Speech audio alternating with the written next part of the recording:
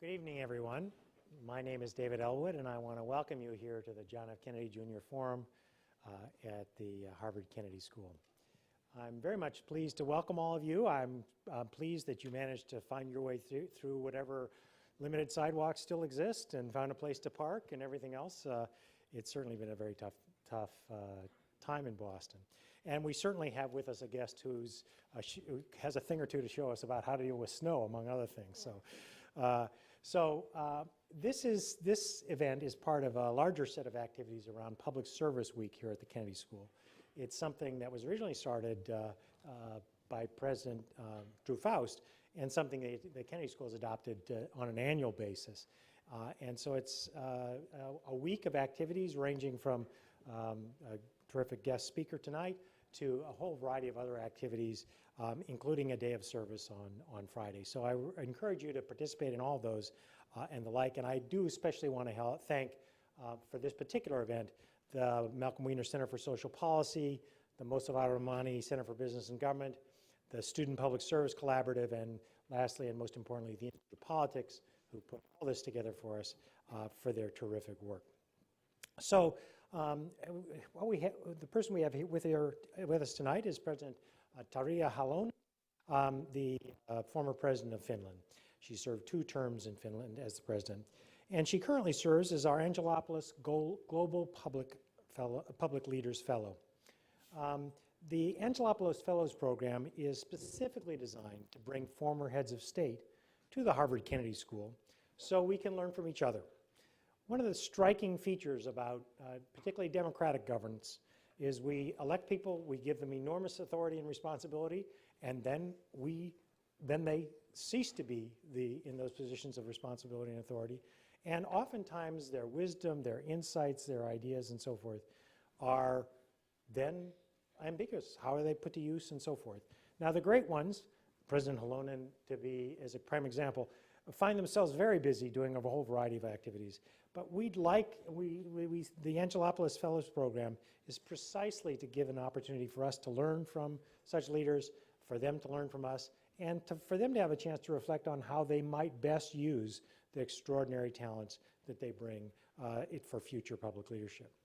I should mention that this Global Fellows Program was created as a result of the extraordinary generosity of Ambassador Gianna Angelopoulos. Ambassador Angelopoulos was an Olympic organizer, ambassador to the Greek state, a lawyer, and former member of Parliament. In 1996, the Prime Minister of Greece actually asked her to run the campaign to bring the 2004 Olympics to Greece. That campaign was successful, as we all know, and indeed in 1998, remember this 2004 Olympics, she was given this Ambassador at Large designation as an honor for her work. However, by the year 2000, the Greek Olympics were somewhat in doubt. People were worried. Indeed, there were rumors that the Olympics were in a disastrous condition and so forth. So Ambassador Angelopoulos was suddenly asked to come in and take over the Athens 2004 organizing committee. And what resulted was an Olympics that IOC President James Rogan called an unforgettable dream games. And there's a wonderful best-selling book about this and other things that Ambassador Angelopoulos wrote called My Greek Drama, a great title, Life, Love, and One Woman's Olympic Effort to Bring Glory to Her Country. And indeed, Ambassador Angelopoulos is very much a citizen of the world, but she's very devoted to her home country of Greece and has throughout her life, here at the Kennedy School and many other settings of the Clinton Global Initiative and the like, been a tireless person who wanted to figure out a way to help Greece realize its remarkable potential, something it has not always done. And currently, obviously, it's a particularly trying time. Let me ask all of us to give Ambassador Angelopoulos, who's not here today, but I think maybe listening, a big hand, thanking her for including me. If you allow, I will say that my personal thanks also. I have witnessed the Athens Olympics. It was really a great event. It was truly amazing. Let me also thank Nick Burns, Pete Zimmerman, Barbara Whalen, all of whom have done a great deal to make this all happen. And so Tarja Halonen is was the 11th president of the Republic of Finland and Finland's first female head of state. She was elected first in took office in March 2000 and was re-elected in 2006. She has a really quite remarkable and lengthy background in public service, having held numerous elected and appointed positions. She has 17 honorary degrees, an amazing number of national and foreign decorations. If you just go on to Wikipedia at some point, I didn't even know some of these extraordinary things even existed, 2 or 3 from Sweden and then dozens of others all through it. She's been a tireless champion of working people, of human rights, very much including gay rights, gender equity, sustainable development, and so much more. She graduated from the University of Helsinki, has a Master's of Laws degree. She was a lawyer with the Central Organization of Finnish Trade Unions, and in 1974, she was appointed a parliamentary secretary to the Prime Minister. She then was elected to Parliament in '79, re-elected 4 times. She also served then as the 5 terms on the Helsinki City Council during much that same period. Eventually ascending to being chair of the Social Affairs Committee, she became minister at the Ministry of Social Affairs and Health, minister responsible for Nordic cooperation, minister of justice, and then minister of foreign affairs. During her time as foreign minister, Finland held for the first time, the EU presidency. She served as the co-chair of the World Commission on Social Dimension of Globalization. She has served as chair of the Council of Women World Leaders, and she has been an inspiring leader on social justice and many other issues. In 2010, she was appointed co-chair of the UN Secretary General High-Level Panel on Global Sustainability. Indeed, in 2013, she presented an index at the UN Climate Change Conference, which looked at gender equity for sustainable development and climate change. And at the time, she stated, "It's easier to change the world for the better if both men and women have an equal say in climate change negotiations." So she comes from very humble roots. And indeed, President Halonen, let's welcome you, and then I'll turn to asking you a question. So please give me a warm round. So you were born during World War II. Yes. And ultimately rose to be the first woman president of Finland. Help me understand kind of what led you there. You were in a working class family. I mean, what inspired you? How did you get there? So I always say when it's a question that who has seen the war, I said that yes, I was born in the last war Christmas of my country. It was a Second World War, which also reached Finland. It was a fight between Soviet Union and Finland.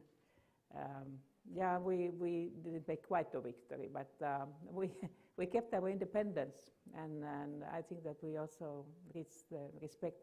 I think that Finland, my family, but whole Finland and all Western Europe was quite poor after the Second World War. So to be poor was nothing unusual.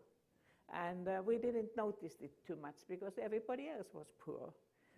But then it was some kind of the spirit that the future is better because it was peace. We were reconstructing the country. And we have also the model of the other Nordic countries, especially Sweden, where we belong. We belonged 700 years before the Swedish king lost the war against the Russian Tsar 1809, and then we were 100 years independent Grand Duchy of Russia. And then when they started to make a Red Revolution, they had something else to do, so we declared ourselves independent. Good timing. So, good timing. That's important in history, very, very important. But then I think that, so we didn't consider that it's something unusual that if you're coming from the working class family that you would try to get something else. My parents, like thousands of other parents, they invested a lot of money, their small money, in the education of their children. And I think that was one of the reasons why then we were also ready for the big reform of the educational system so that it became free of charge. And even my own parents said that, yes, it was pretty expensive, but we are happy that now parents don't need to do that. And so in that way, I think that even, of course, we have differences between the families, but if you are richer or less rich. But it's not so unusual in Nordic countries, and especially in Finland. That was the time when thousands and thousands of people became first-time academically educated, and also they moved from the rural areas to the cities. I was born in Helsinki, and so I have been a city girl in that way. But it was a positive time in that sense. I didn't decide to become a politician, no. I wanted to become a painter, an artist. My parents said to me, don't think of yourself, think that how you could be more useful. I think that art is useful, but they didn't think so much. And so I became a lawyer. And then I was also radical at my university time. That was normal in 1960s in Europe. It was all over Europe, the continent. So I was just a representative of my generation. When I then was a qualified lawyer, I started serving in the center organization of the Finnish trade union movement. You would say here in USA, labor unions. And my parents were happy. The education has not spoiled the daughter. She came back and worked with the other workers and so on. And then the prime minister you mentioned, she asked to get somebody for his political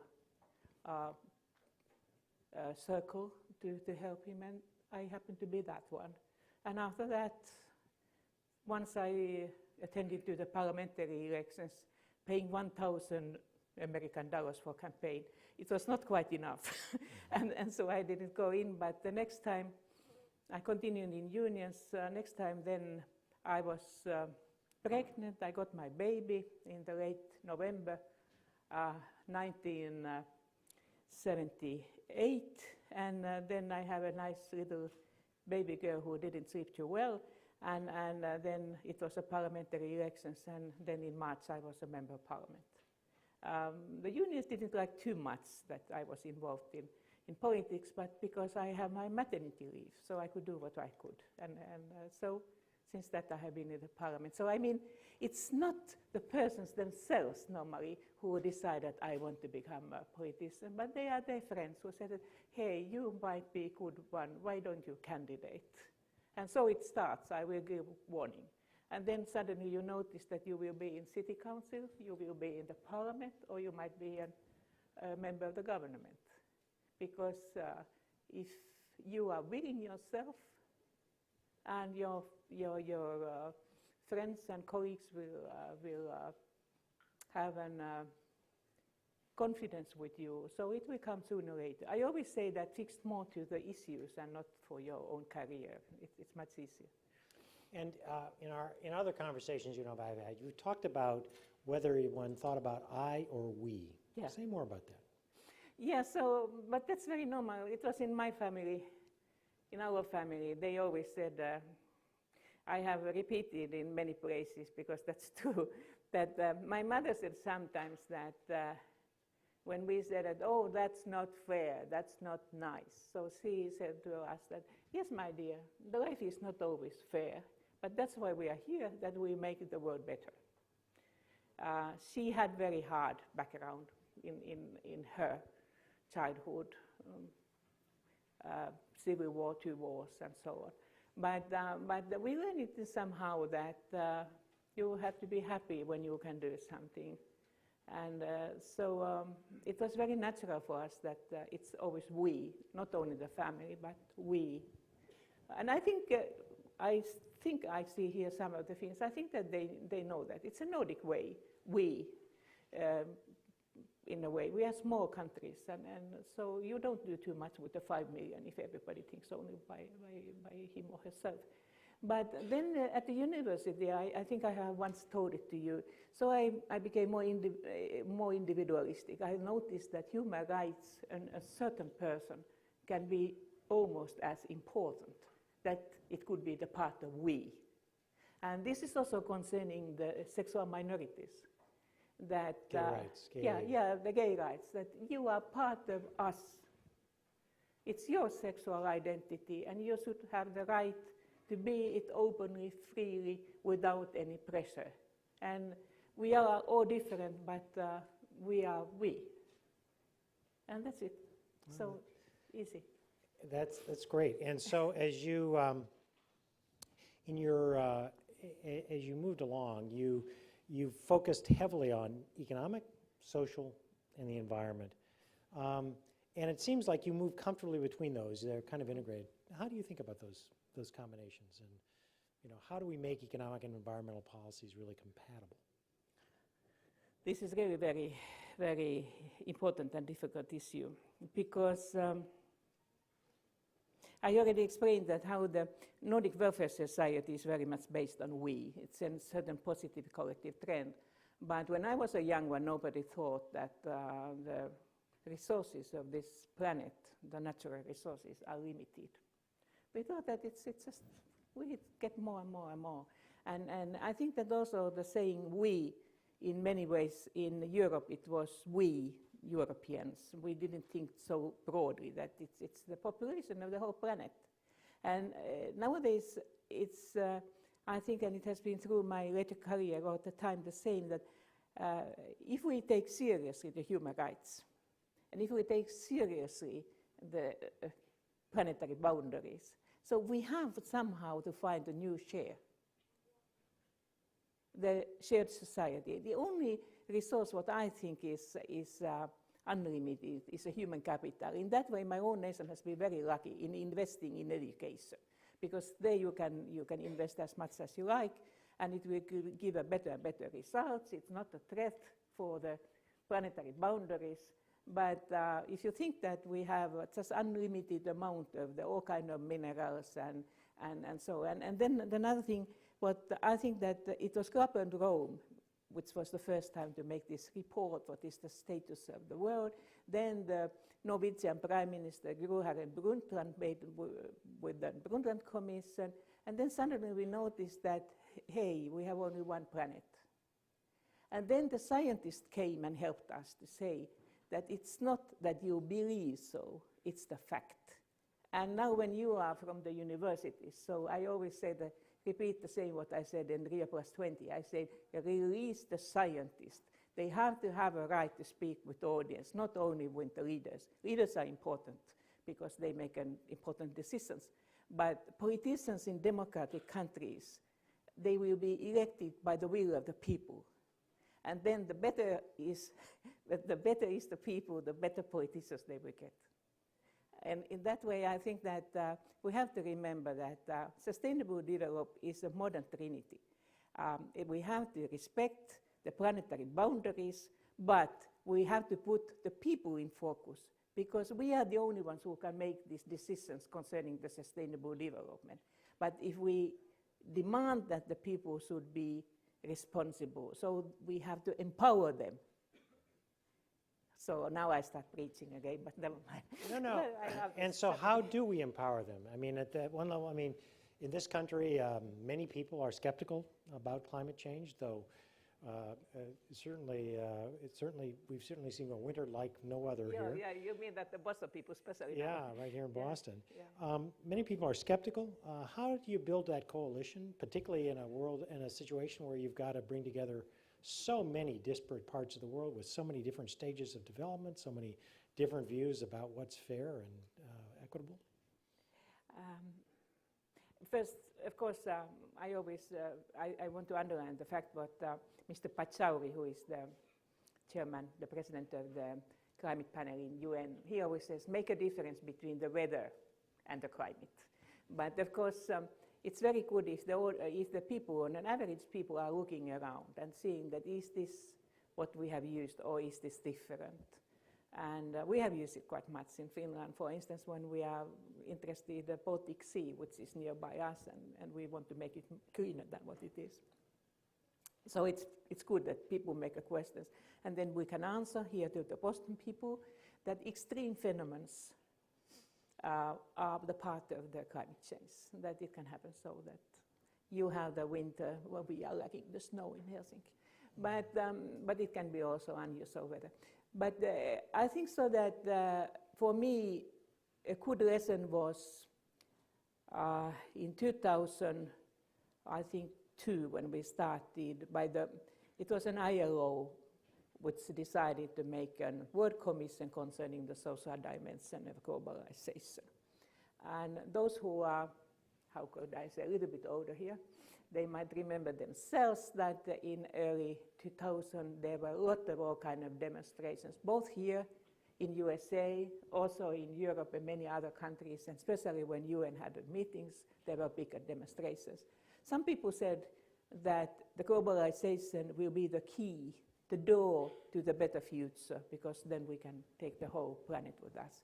The others say that globalization is a terrible thing, which steals the jobs and is at the same time close in my home yard, but I cannot touch it. And when I started co-chairing this commission, and those members were practically from the different parts, different sides of the barricades, and we were co-chairing the president of Tanzania in that time, Benjamin Mkapa, and I, and we thought that what could we do with these people in order to get the consensus report when they come from the different sides, that even being the union lawyer and where I'm used to having negotiations, so I think that it's an impossible task. But then we took about 6 months or a little bit more, a honeymoon in a way with this commission. They learned to know each other and they were interested, oh, he is interesting and she is interesting person, oh, have you heard what he will say? And then they learned to respect the experience of each other, which was very true in many ways, because the globalization has a dual face. And then we succeeded to see that employment, decent jobs, decent work is one of the key issues of sustainable development. It was not in Millennium Goals. That was later. We made it later. But now it will be. And now I'm very optimistic that in Sustainable Development Goals, in SDGs, it is already in the draft. And I think it will be there also in the final paper in September. And so I think that this is what my father said very often to me when I was speaking about liberties and new democracy at the universities and so on. He said to me, young lady, it's not only freedom or bread, it's freedom and bread. And I think that this is still true, that when we think about the sustainable development, people have to think their earnings tomorrow and their children and all that, but there are other ways how we can combine it. So I think that you have to respect the experience of your fellow citizens, and then it's a start for understanding, not always and not with everybody, but with the most of the people. Now, a lot of people look to the Nordic countries and say, gee, they're amazing. The Nordic welfare state is sometimes praised, sometimes despaired. And so tell me about what that is. What's special? What makes these countries work? What makes your country work? I think that you can, you share the same basic ideas in a way that, of course, the democratic society with respecting the human rights, good governance, and no corruption and such kind of things. Also the transparency of the society so that you know how your tax money will be used. But then we noticed that it's not only this citizen rights or political rights, it's also the question of your freedom and bread. It's a question of your economic, cultural and social rights, which make you your dignity as a human being. And that's why in the Nordic welfare state or welfare society, depends how you see it, it's very important that you try to fulfill also these other human rights so that you are the full human personality.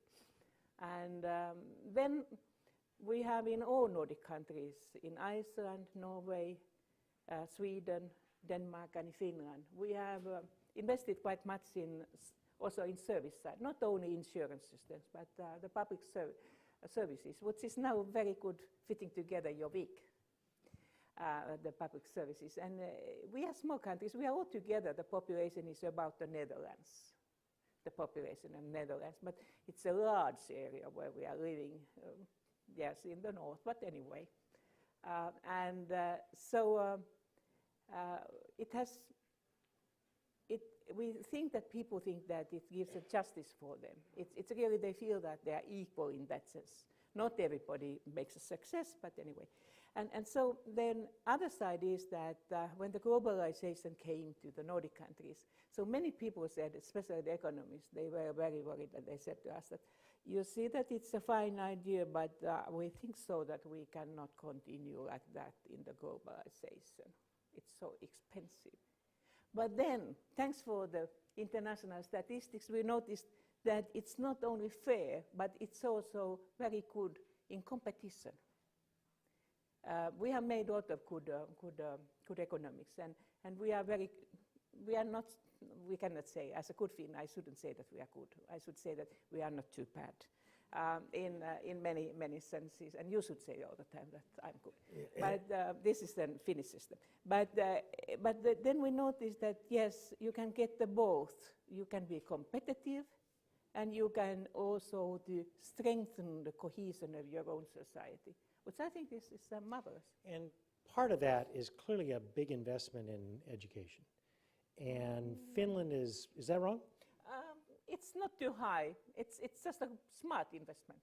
Okay, it's a smart investment in education then. Finland gets a lot of, it comes out very high on international rankings. It gets people turn to it for a model. What makes education in Finland special? I heard that there is the book which means the smart kids, the smartest kids of the world. I don't know whether the kids are smarter, but the education system is quite good in such a way that I think that the very smart persons in our societies are perhaps the same. I don't know. I'm not interested in that. But if I think the modern society in sustainable development and in globalized world, what makes a sense, what makes a difference, and what OECD has noticed very well in this report is that how equal is the education, how good is the result taking the whole population. Because the modern society doesn't work well if not every citizen, every people there can also do his or her best. And I think this is now the issue.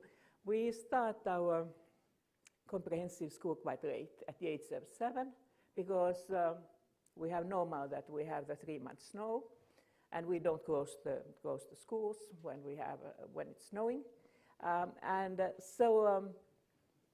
we do. Yeah, but if you would have it 3 months, you would stop it.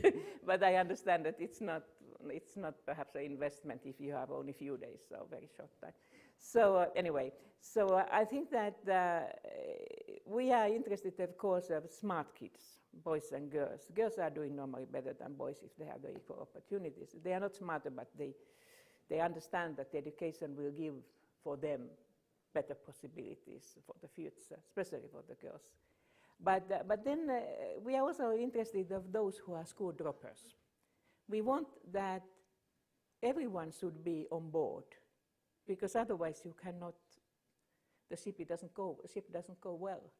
And so I think that this is no difference with many others, that we have a preschool education, which means that before you start at the age of 7, you have at least 1 year preschool education, where the experts can see that whether he or she can see or hear or understand or has an ability to work in the team and many other issues. And most of the children are already in the kindergarten, in the daycare, when they are at the age of 3, latest 2 or 3 years old. And so they learn to be with others, because we have not too many children in the one family, so they learn to be not the star of the family, but with the children of the same age. But even those who have been all the time at home, they learn with the preschool education how to be with the others. And it seemed to be so that it helps to make the gap between those families where the parents are very, very interested in education, of those who do it if they have time or possibilities, and parents are different. So that's, I think, one of the very important issues. We do quite well with the young ones, but what we are facing also, and what will be more and more burning problem in the future, is that we need a lifelong learning. I don't say lifelong education, but lifelong learning. Because as soon as you will leave Harvard University, your education becomes old-fashioned. And it happens much, much more rapidly what happened with your parents. And that's why I think that what we are tackling now is that we should be even better in the education of the kids, because we don't know the future. We should somehow keep them all the time curious and creative, and not only interested in mathematics and natural sciences, which are, everybody says that they are important, but they should be also creative. In order to be ready to go back to learning more. And all education in Finland is free, is that right? Yes, yes. Yeah. And we have also the warm school meals, free of charge. If we have, as I said, we have a rather large country, and it's scarcely populated, part of it, which means that also we have to see that how we bring the children to school, even it's when snowing. So you've been the head of the Council of Women World Leaders, as I remember, and certainly been engaged. You're a prominent leader. Have you found gender has made a difference in your career, or how people treat you, or how you lead? I have learned that I shouldn't put too much jokes in this now. I think this jokes are fine. They're very good idea but the gender is very dangerous in this sense. But anyway, I think that I don't know why it is so, but very often the female politicians, they hear much more statements concerning how they look like than what they say. So when I paid my first state visit to Sweden as a president, and we were prepared it very, very thoroughly, and so then when I look at the newspapers, then afterwards, what was the big issue? It was whether my handbag was too big or not.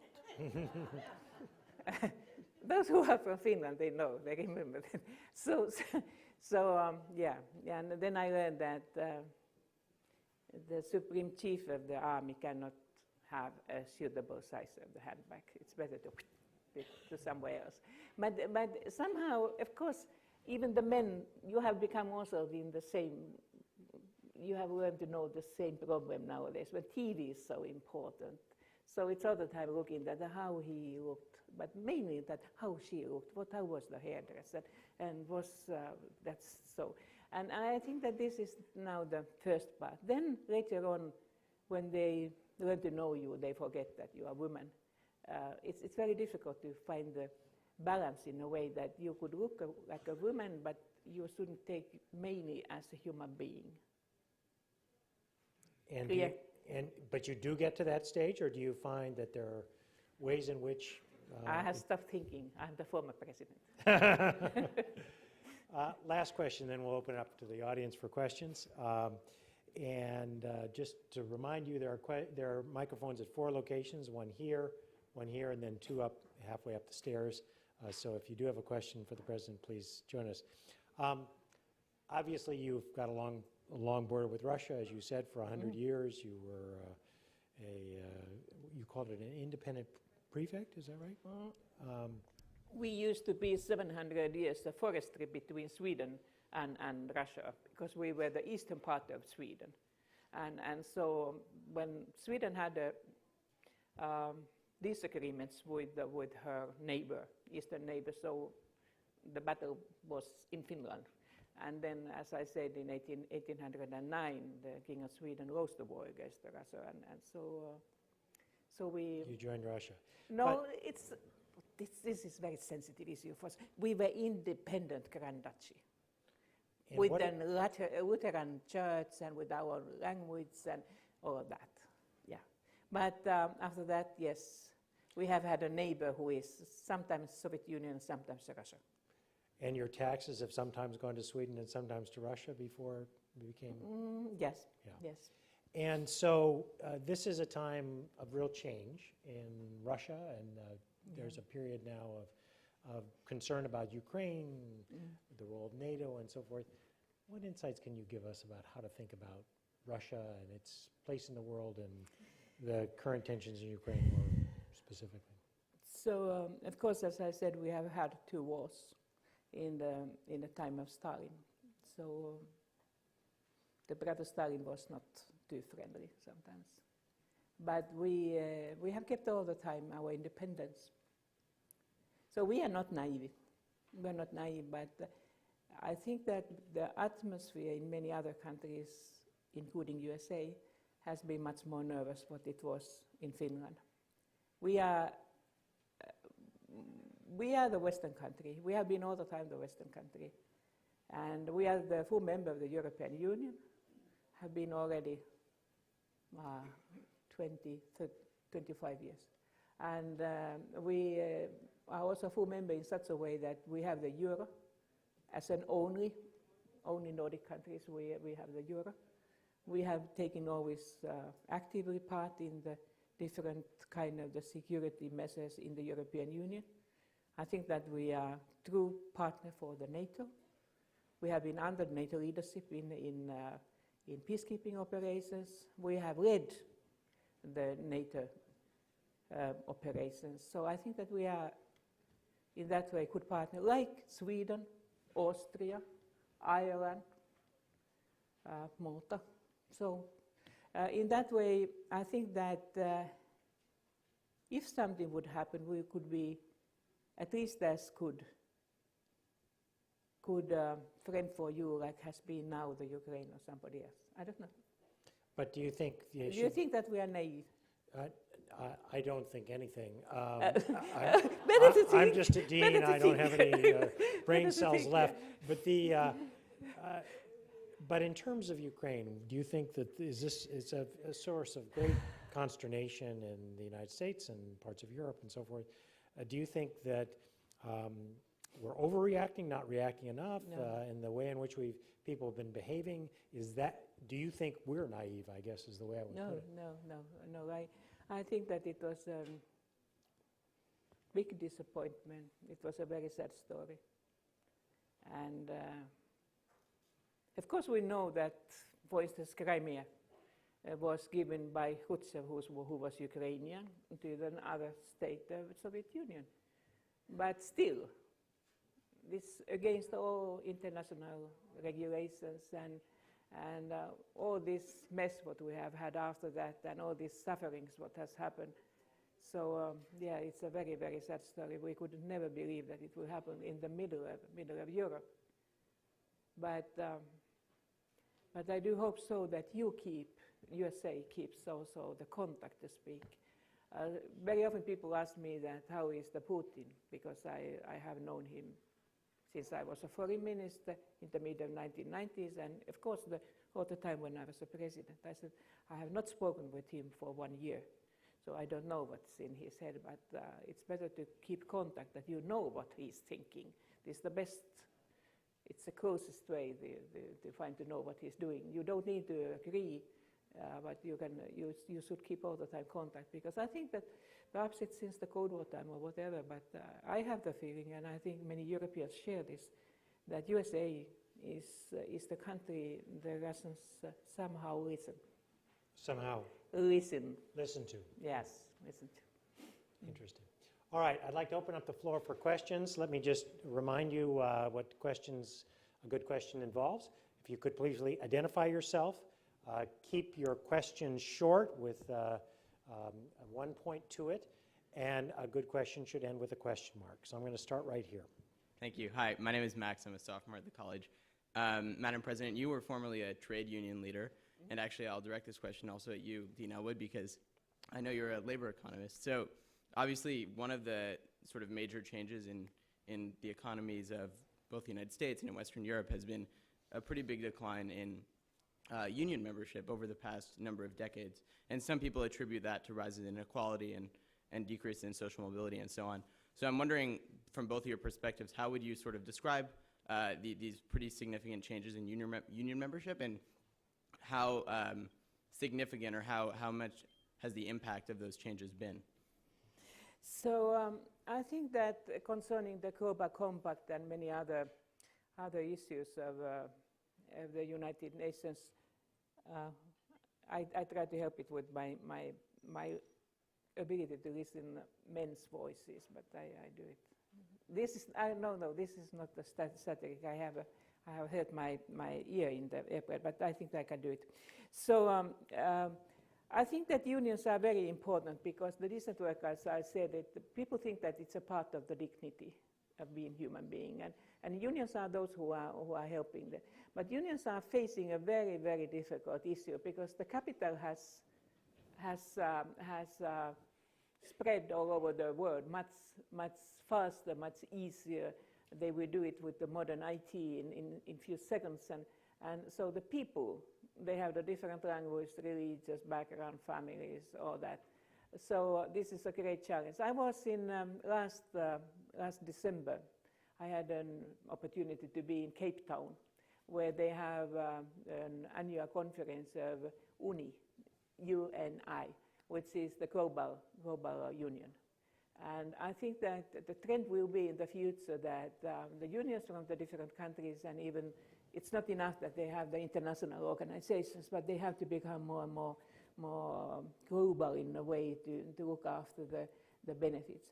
But another point, what I think is also important, is that whatever you work, so we should have a little bit longer perspective for the job creation and whether it's a private or public, because otherwise you cannot invest enough for the ability of the people to work. So in Finland it was natural in the 1970s and 80s that all people, also the public sector people, they were organized. We have still about 80% organization level, which is very high compared in USA or France or so. But I admire very much the German and Swedish system, where they have taken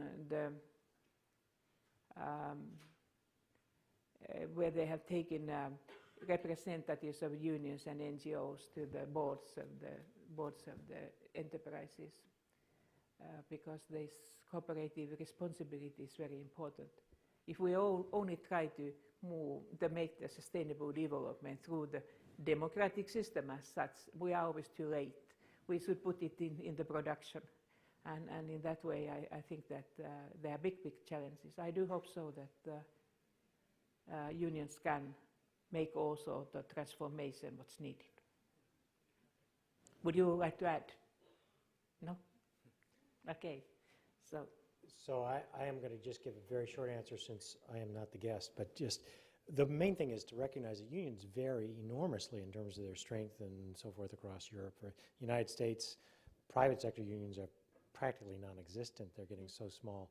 In places like Finland, they remain very large. They're also very different. Some have national bargaining unions, national agreements like in Germany, and others not. No question that a powerful union sector can do a lot to deal with inequality, though it is worth noting that even in those countries where they have very strong unions, part of the problem is there are a lot of forces in the economy, low wages in other countries and so forth, that make it very difficult to convey. But I think we agree that ILO's co-labor course is very important. The basic rights should be correct. I mean, you might have differences in salaries and in working conditions, depending that which type of the country it is. But it's very important that it should be legal first to organize yourself, and it should have the legal rights to negotiate, and then it should be more or less transparent system. So I think that even in those circumstances, in many countries, you could have a much better situation what is today. And so I mean that let's not be too sophisticated sometimes. That in Germany it's normal that you participate in the board or with the specific foundation of the corporation. In Sweden the same. You have the Företagsdemokrati, like they say in Sweden. Swedish, and we have a somewhat in Finland also. But the workers in many countries, in India, Pakistan, wherever, they would be happy if they can legally organize themselves and they could have the basic request fulfilled. Right up here. Hello. Hello, my name is Patrick. So thank you for coming here to the forum. The question I had is, what important truth about women do most men fail to understand? Fine. The very important issue is also the UN campaign, he for she. So, applauses. So, because I think that it's very important to see that both the women and men are half of the population. And even though it has been sometimes the colorful stories about the gender war or war between the genders and so on, the most of us, we would like to be good partners at least. And in that way, I think that the Chinese idea of the yin and yang and all those in different form is still true today. When we have reformed or the role of the woman has changed so much in the most of the countries, so the male human beings, they have to see that how they see their own role. And so I think that there are benefits and there are perhaps some lost power also, but also the benefits. So I think that the fathers today, they take part much more in the family life, and at least with the Nordic women, I will say, they will consider it natural that you are looking after the baby and you are going with the prams and you do, as they say, not only helping her but doing the half of the duties. I think that my security here, who is a Finnish man with 2 kids, can sign this confession that that's normal for the men. Not for quite everyone, but for instance, my generation, men didn't, they accepted the principle, but their sons are much better. But the good thing is that my spouse and all his generation are better than their fathers. So I do believe that people will be different. But don't think that all men and all women are similar. Some women are active outside of home, some men are active outside of home, some are not. So I mean that let's underline the fact that we should treat each other like an equal citizens of this planet. So it's much better. So we can be more flexible that which kind of personal or sexual identity one have. But what I think is that truth is that only the women can get the babies, with the help of the men, of course. But but then this special fact that women can get the babies, deliver the babies, make their situation in working life a little bit different.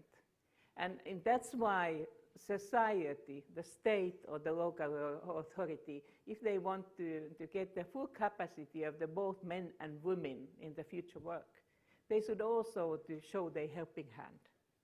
And to do it with the maternity leaves or the paternity, with the parental leaves, and they should give the possibilities for the clinics and daycare services and all such kind of things.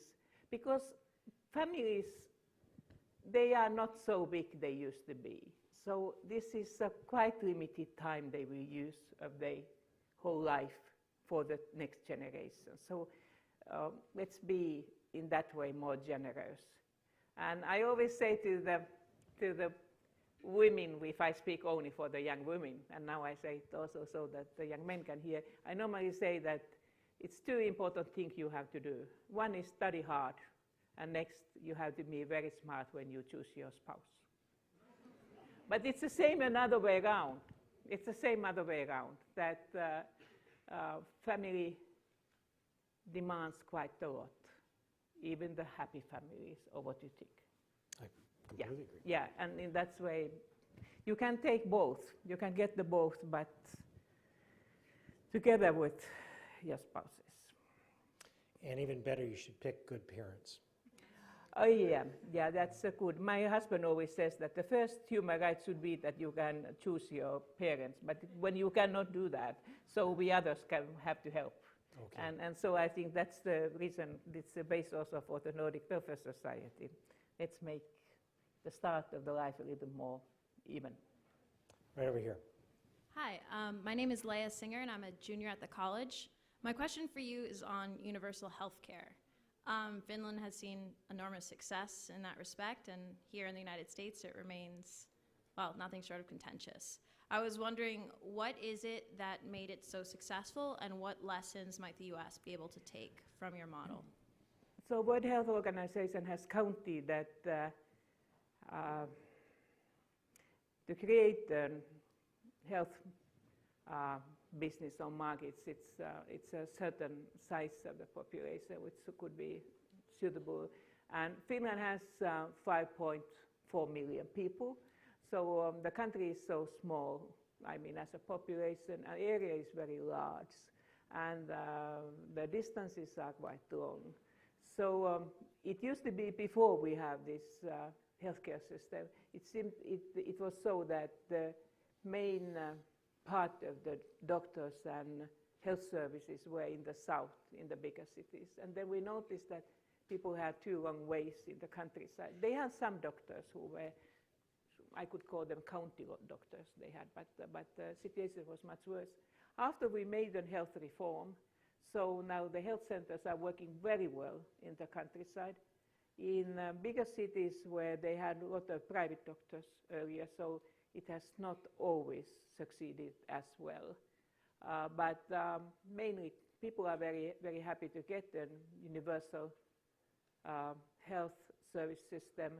We have, I said very openly, we have a double system. We have also the private doctors, but they are not real private in such a way that we subsidize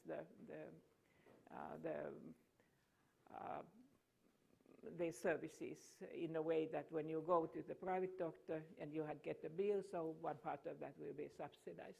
But it's still more expensive than the public. The best part of the public health has been always the maternity care, the children's health care, and then the senior citizens' health care.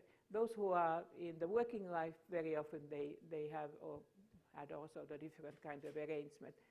But we are very convinced that it's not only the most effective and in that way good for the people, but it's also the least expensive system. If you compare those who are working in the health sector, you can compare the investment what we have done. It's a little bit the same like in education, that we don't use high sums of the GDP for health or for education, but we got reasonably good results. So the public sector can be also effective. And of course it can, the same people working there. So in that way we think that when it's both fair and effective and less expensive, so that's what we like. Seems good. Right up here. My name is Isabel. I'm an alumni of the college and also a staff member here at the Belfer Center at HGAS. I'd like to ask basically the same question in relation to your environmental policies and work to combat climate change. So what do you see as the strengths of Finland's policies and current actions, and what lessons might you have for the United States? So we are not so especially good in everything. So I think that one thing concerning the sustainable development has been that, as I already mentioned, that we have not been so lucky that we would have gas and oil and all possible natural resources. So we had to invest the resource we thought that we have, and which was a population. And when we also noticed that we were small like other Nordic countries too, so we have found also easily, perhaps more easily, the cooperation, international cooperation, because we cannot have an idea that we can change the world, but we have to do it together. I think that we are very much still, how could I say, used to be with the nature. So we have not too yet urbanized. Even a majority lives already in the cities. But if you come to Midsummer Night to Helsinki, you'll think that it's empty. People have disappeared somewhere to the nature. And that happens in many other big holidays also.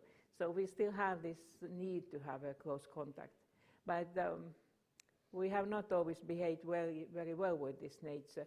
I take one example. What I think that could be a piece of good, if not advice, but sharing the experience.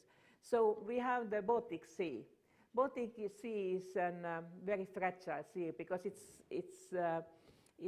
it's not too deep and it's almost close.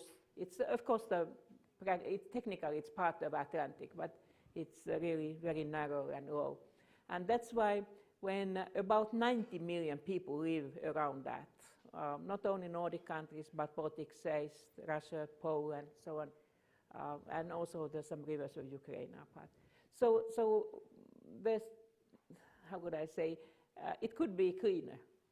So one big reason was that in our eastern neighbor didn't clean her wastewater. They went directly for toilets to the Baltic Sea. And like Mr. Garmasinov, who is the director of the Vodokanal, the St. Petersburg water systems, he said that since Russian Tsars, nothing has made. But then they started the cooperation together with Finland, with EU, and step by step we created a new wastewater system.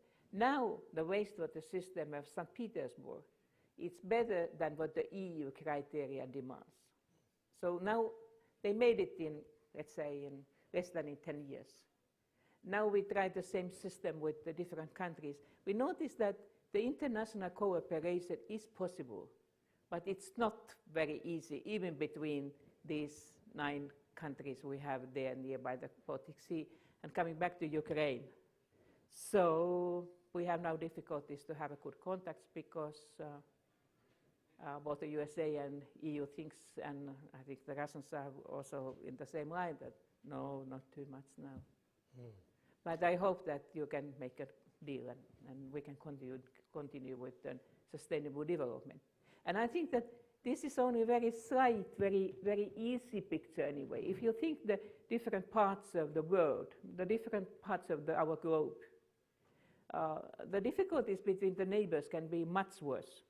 And still we know that for the sustainable development, we should somehow to create a cooperation. And for instance, in Asia, there is an issue of the Himalaya mountains and the snow, disappearing snow there. We have a good cooperation with Nepal and Bhutan and some others, but the neighbors have sometimes difficulties with them.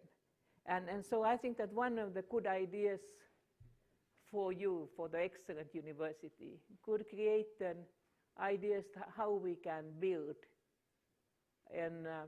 practical cooperation in environmental issues in different parts of the world, and take a very interesting and difficult task too.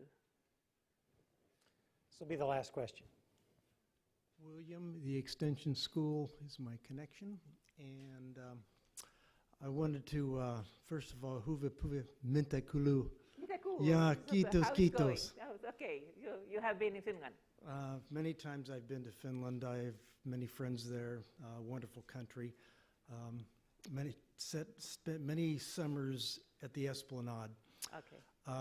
Your icebreaker technology, given the cold weather, I've had those shown off to me many times, that you keep those northern oceans very clear for the researchers and so forth. If you could speak to that, because they brag about it a lot. And you're very popular there. Yeah. Thank you. Thank you. That was very nice. Do you want to say anything about your icebreakers? I would say concerning the icebreakers that I don't think that you will need them so much in the future either. But if we come to the sustainable development, so the latest promising findings of oil and gas are in very north.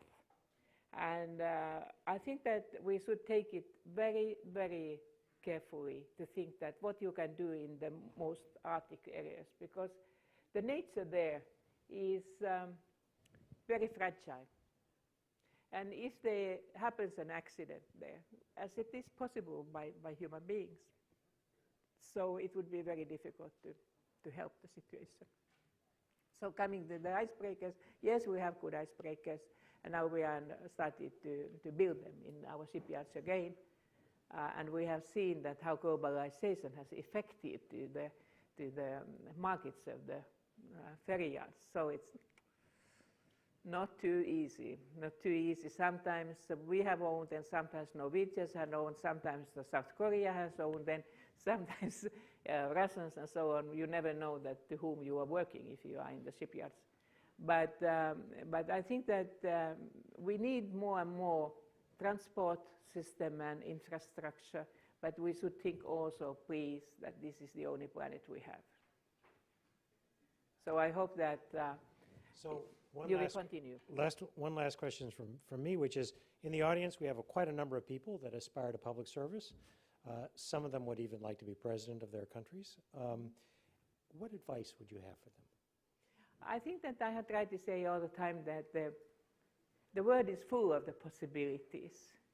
And if you are working in the public sector, be proud of that, because you are working for the common good.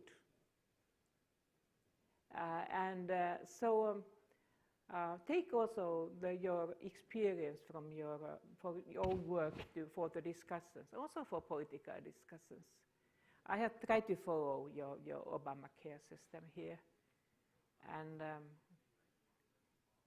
I hope that you can find a consensus, because you have to do a lot more if you want to get the Nordic system, what we have just considered. It's effective, it's democratic, and it's less expensive. Thank you. Thank you very much.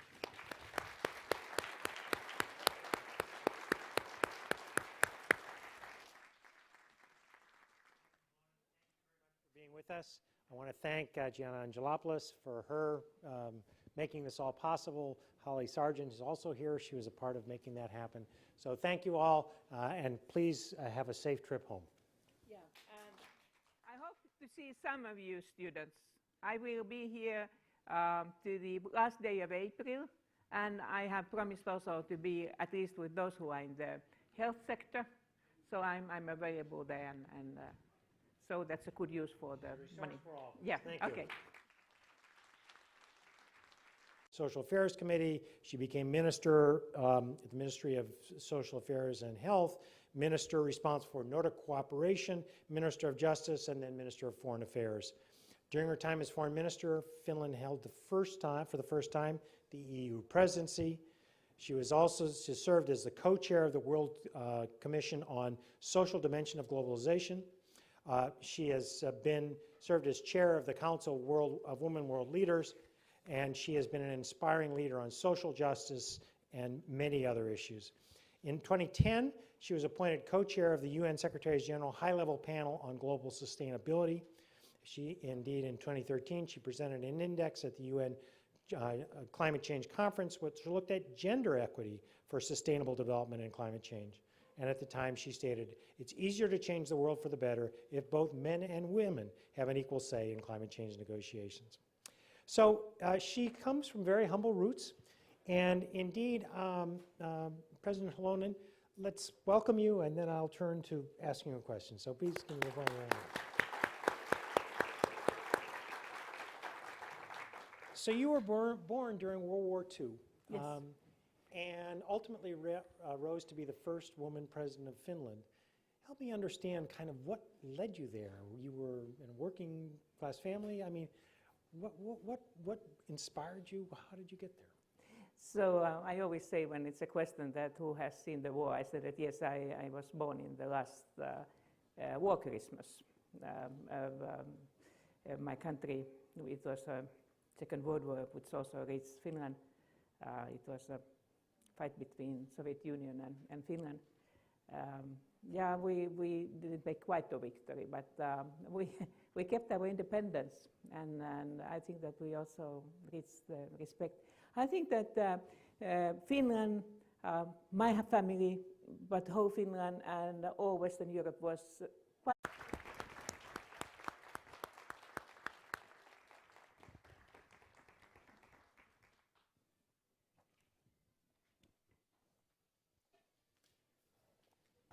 Good evening, everyone. My name is David Ellwood, and I want to welcome you here to the John F. Kennedy Jr. Forum at the Harvard Kennedy School.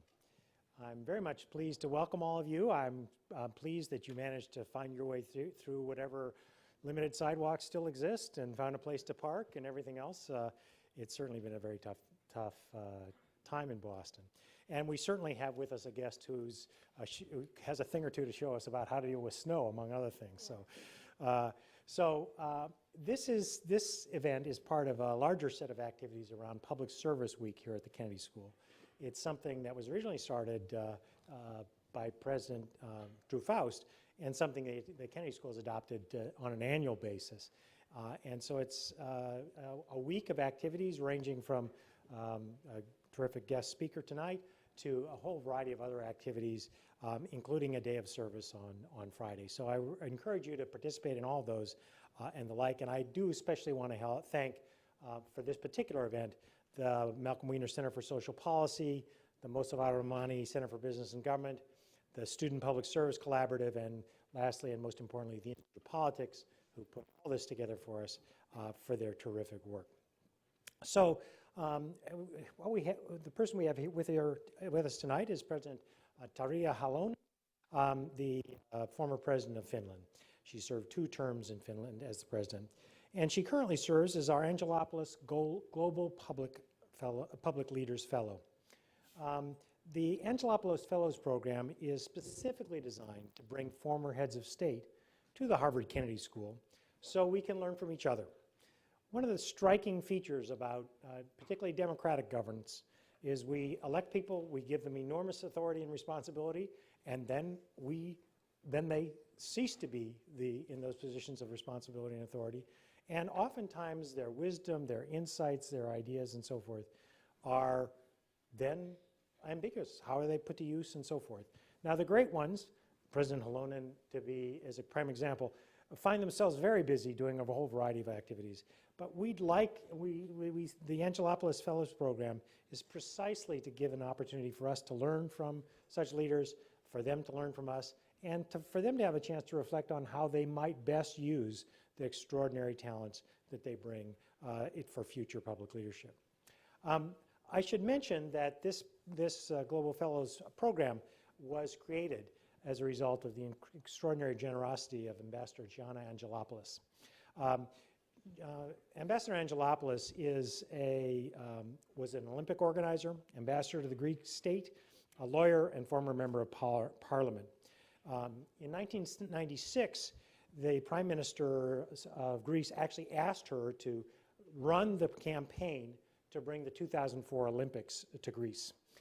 That campaign was successful, as we all know, and indeed in 1998, remember this 2004 Olympics, she was given this Ambassador-at-Large designation as an honor for her work.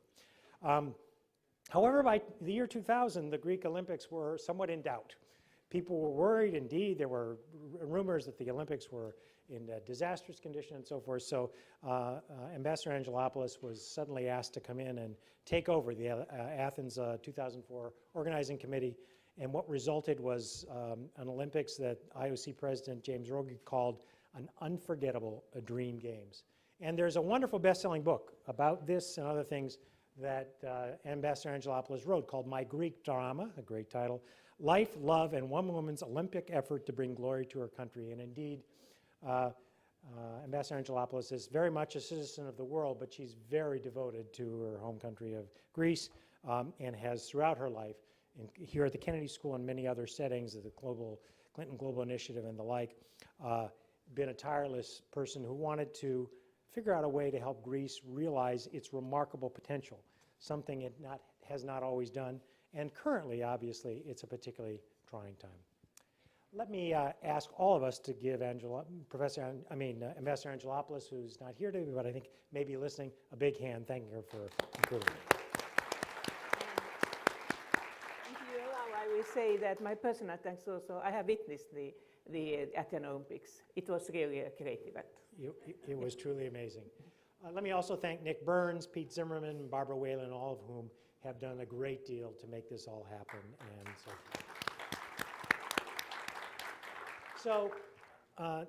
Tarja Halonen was the 11th president of the Republic of Finland and Finland's first female head of state. She was elected first in took office in March 2000 and was re-elected in 2006. She has a really quite remarkable and lengthy background in public service, having held numerous elected and appointed positions. She has 17 honorary degrees, an amazing number of national and foreign decorations. If you just go on to Wikipedia at some point, I didn't even know some of these extraordinary things even existed, 2 or 3 from Sweden, and then dozens of others all through it. She's been a tireless champion of working people, of human rights, very much including gay rights, gender equity, sustainable development, and so much more. She graduated from the University of Helsinki, has a Master's of Laws degree. She was a lawyer with the Central Organization of Finnish Trade Unions, and in 1974, she was appointed a parliamentary secretary to the Prime Minister. She then was elected to Parliament in '79, re-elected 4 times. She also served then as the 5 terms on the Helsinki City Council during much that same period, eventually ascending to being chair of the... Quite poor after the Second World War. So to be poor was nothing unusual. And we didn't notice it too much because everybody else was poor. But then it was some kind of the spirit that the future is better because it was peace, we were reconstructing the country, and we have also the model of the other Nordic countries, especially Sweden, where we belong. We belonged 700 years before the Swedish king lost the war against the Russian Tsar 1809, and then we were 100 years independent Grand Duchy of Russia.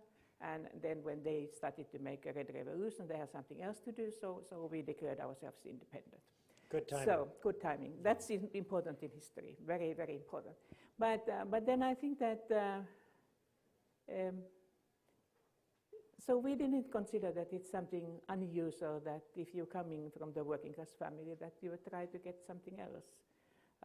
My parents, like thousands of other parents, they invested a lot of money, for their small money, in the education of their children. And I think that that was one of the reasons why then we were also ready for the big reform of educational system so that it became free of charge. And even my own parents said that, yes, it was pretty expensive, but we are happy that now parents don't need to do that. And so in that way, I think that even, of course, we have differences between the families, but if you are richer or less rich, but it's not so unusual in Nordic countries, especially in Finland. That was the time when thousands and thousands of people became first-time academically educated, and also they moved from the rural areas to the cities. I was born in Helsinki, and so I have been a city girl in that way. But it was a positive time in that sense.